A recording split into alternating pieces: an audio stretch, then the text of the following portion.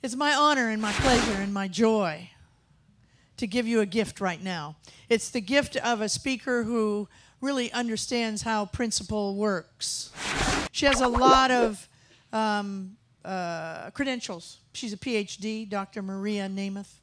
She owns an academy that many of you have been through, and thousands and thousands and thousands of people in this country and in other countries. She has an academy in Sweden and one in Turkey and one in the UK.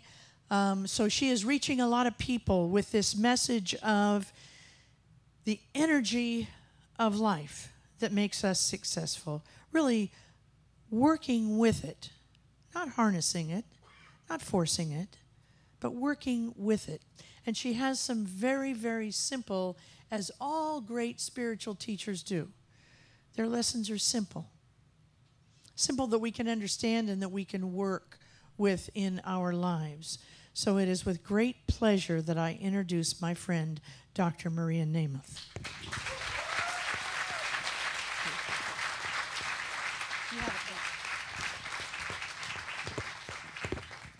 That was so great. Thank you. Oh, you're beautiful. You're beautiful.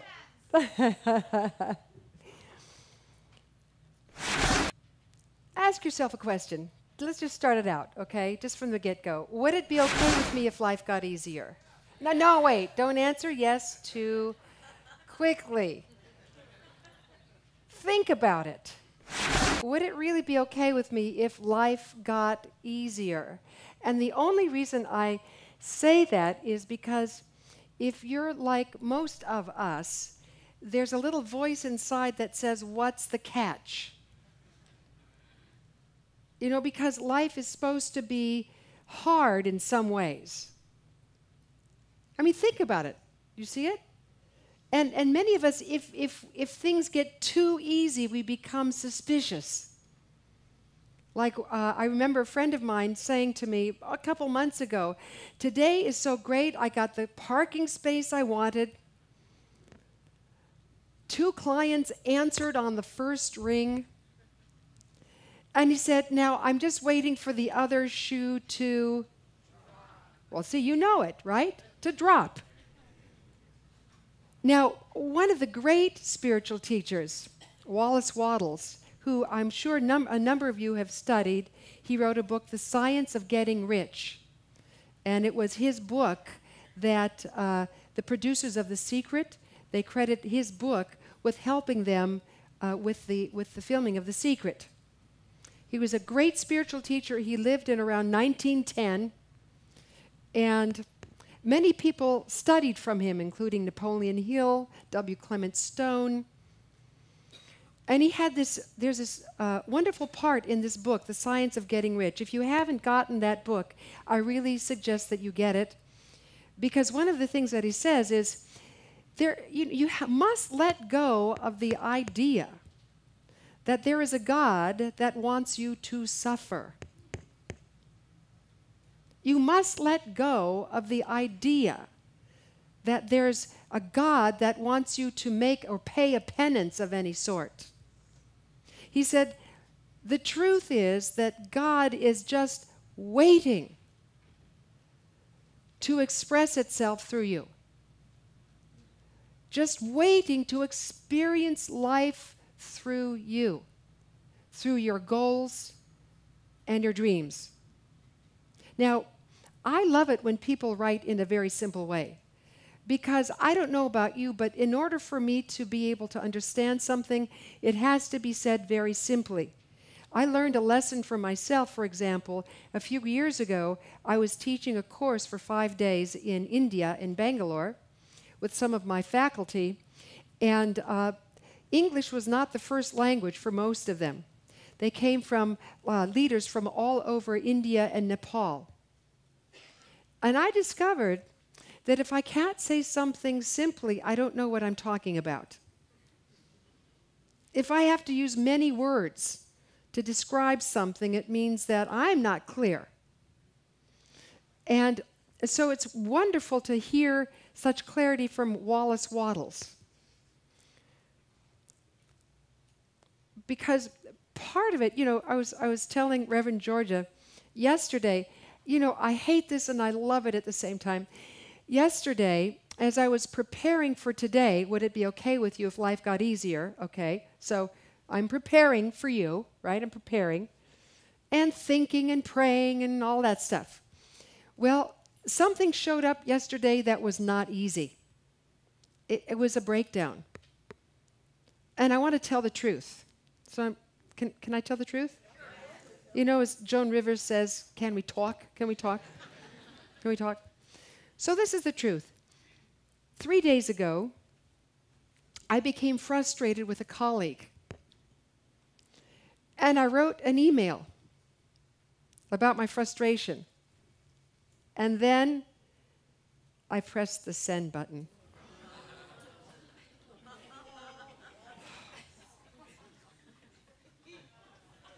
Now, I know this has never happened to you, so take notes for your cousin.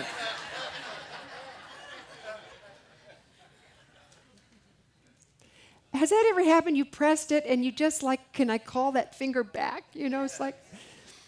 And then very soon after, I wrote him another one. Please disregard what I had just written. I did, because I apologize. It has nothing to do, with our relationship. But the deed had been done. He read it and answered me back in a very frustrated way.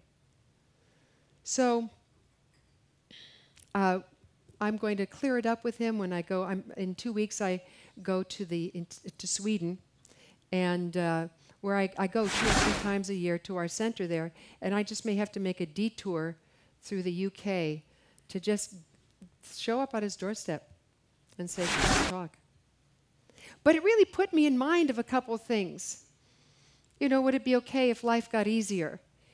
I learned a lesson yesterday. It was very difficult, but in AA there's a saying, restraint of pen and tongue. Have you ever heard of that one? Restraint of pen and tongue? So my lesson yesterday is that I'm not going to do that again. I'm always going to do 2 things. I'm going to breathe, and I'm going to show what I'm writing to someone else. Seriously. And I'm going to get their feedback and support, and I'm going to listen to it. Because I was not using one of the 6 forms of energy that you and I are here to learn to use in life, to have life be easy. There are 6 forms. There's the energy of money. You've heard of money, yes? The energy of money. I see y'all going like this. Breathe, breathe, breathe, breathe. There's the energy of time. Now, time and money are forms of energy. We talk about investing money and investing time, losing money, losing time. Do you see it? I mean, what are the 2 reasons that we all use for not getting what we truly want in life, for not going for our goals and dreams? I don't have the to do it. But I'm here to tell you that we do. And one of the things about having life become easier is to learn how to focus and appreciate the energy we have. Because very often we say, let me just have more of that. And I will go for my goal and dream. And then sure enough, we get more. But we waste it. Come on, tell the truth. One day when I have the time, I'll write that book. One day when I have the time, I'll cut that CD I've always wanted to cut of my songs. Keep breathing, breathe. Do you see it? One day. But you see, we have come here to learn how to focus the energies. The 3rd energy is the energy of physical vitality, which is having a relationship with your body that guarantees you're going to stay around long enough to do what you came here to do. Seriously. Now, 6 years ago, I was successfully treated for breast cancer. Truly. Thank you, thank you. And I had radiation, I had chemotherapy, I had operations, and all through it, I noticed how all my body wanted to do was to heal so that we could continue to play together. And it gave me in mind of something that I've been teaching for many years regarding the energy of physical vitality. What if you discover that your body is your friend? What if you discover that your body loves you? I mean, think of it this way. You and your body, you decide you're not talking, you're not communicating, so you go to a couples counselor. Okay, you go to a couples counselor so you can communicate. And so you're sitting here and your body's sitting here. And the couples counselor talks to you and says, well, what are your complaints about your body? And you enumerate them. And then he or she turns to your body and says, well, what are your complaints about this person? What would your body say? She doesn't feed me right.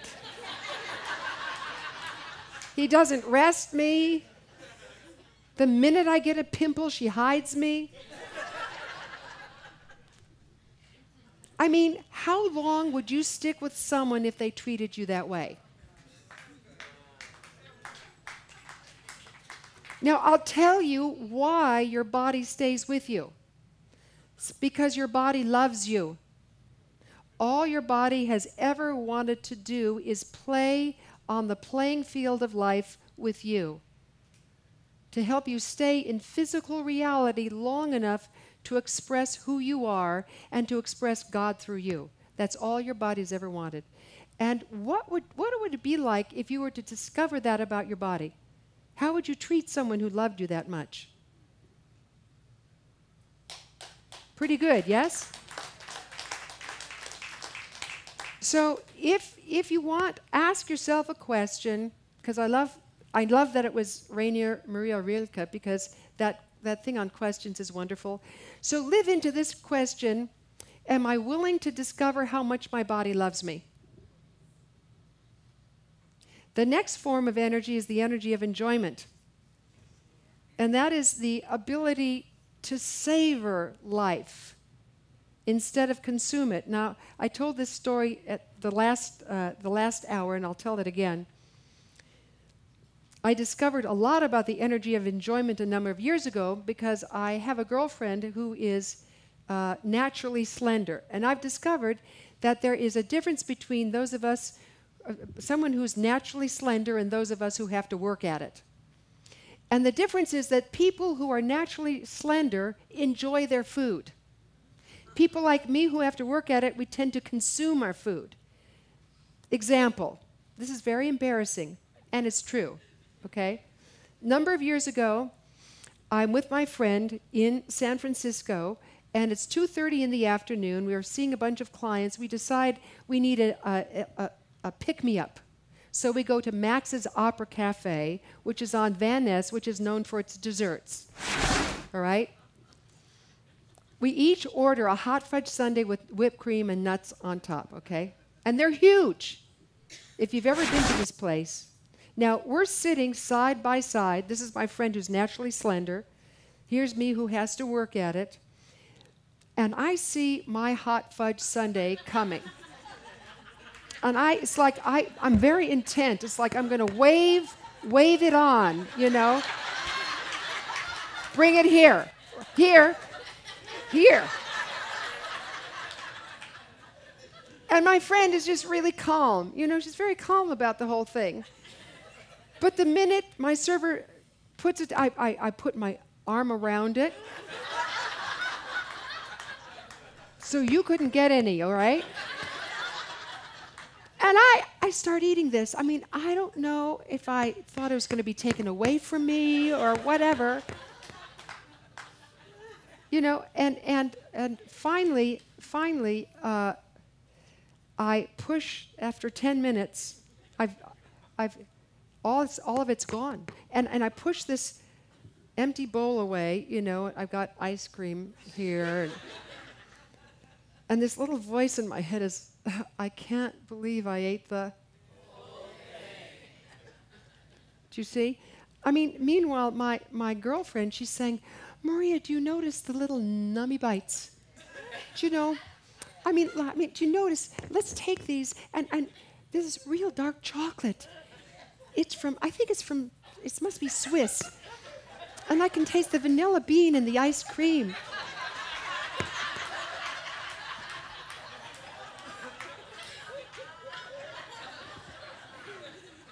All right, but at the end of 10 minutes, all right, she pushes the half-eaten bowl of ice cream away because she's fully satisfied. Satisfaction. Remember the word, satisfaction.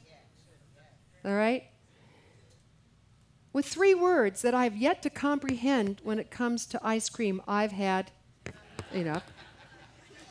Which is good for me because I get to reach over and get hers and put it in front of me.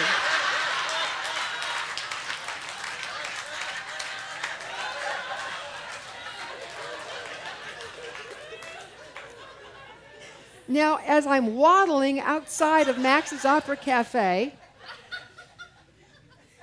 I get an epiphany. Have you ever had these spiritual epiphanies at these times? And I said, you know what? She's just savored and enjoyed. I've just consumed. I said, what's the, you know, I don't even remember it. It's all a blank in my mind. You know? But she has a memory. She's enjoyed it. And I said, well, what does enjoyment versus consuming have to do with my relationship with money? What does enjoyment, keep breathing. What does enjoyment versus consuming have to do with my relationship with time? Do you see this is all? The next energy is the energy of creativity. And by creativity, I mean that you and I have the ability to have creative thought. First of all, creative thought, seeing what it is we truly want, projecting it out towards substance so that substance can begin to bring that which we desire toward us. But as you know, you must treat and what? Move your feet. So to have the creative idea, but at the same time, the energy of creativity, seeing creative solutions to obstacles. How do I get around this obstacle? Like, as I was saying to myself yesterday, given that I sent that email to my friend, how do I handle this creatively? How do I handle this so that it's the best possible outcome? Now, you see, even asking that question begins to draw you in a different place, rather than, as you heard Reverend Georgia say, you know, beating yourself up for what you did. Now, I must admit, I did do some beating up. Do you know, seriously. And I was able to come around and say, wait, how can I handle this creatively in the best way possible? And then finally, the energy of relationship. The energy of relationship. 6 kinds of energy. With relationship, it means putting yourself in a community such as this, where you can give support and receive support. Because we're all at our best selves when we give support and when we allow ourselves to receive it. Come on, there are many of you, you know you're good at giving it, but letting it in? And that's what I discovered yesterday. You know, regarding this email that I sent to my friend, I was not using energies in the easiest way possible. That's why next time I'm going to ask people to support me. I'm going to show them what I send. If I have something difficult to say to someone, I'm going to ask one of my buddies, can I run this past you first? Because I am willing to have life be easier. As I know you all are as well, yes? So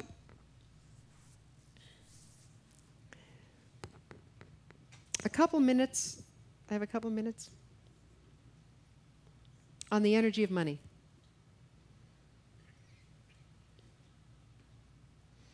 Imagine you could have a relationship with the energy of money that is abundant, in which there's joy, in which you're not entertaining your doubts, but you're entertaining your dreams. Imagine that the reason I put the energy of money first and Wallace Wattles puts the energy of money first. In other words, in The Science of Getting Rich, he says, and this blew my mind, all right? First, get rich.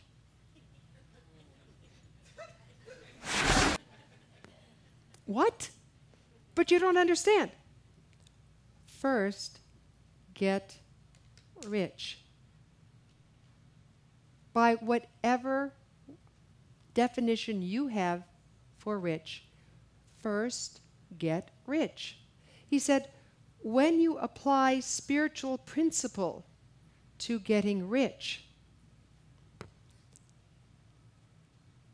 it will open up all of your life.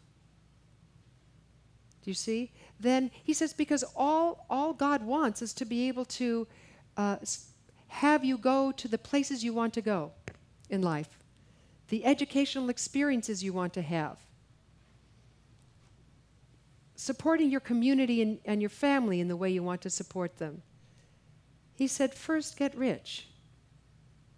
And so I'm going to leave you with another question.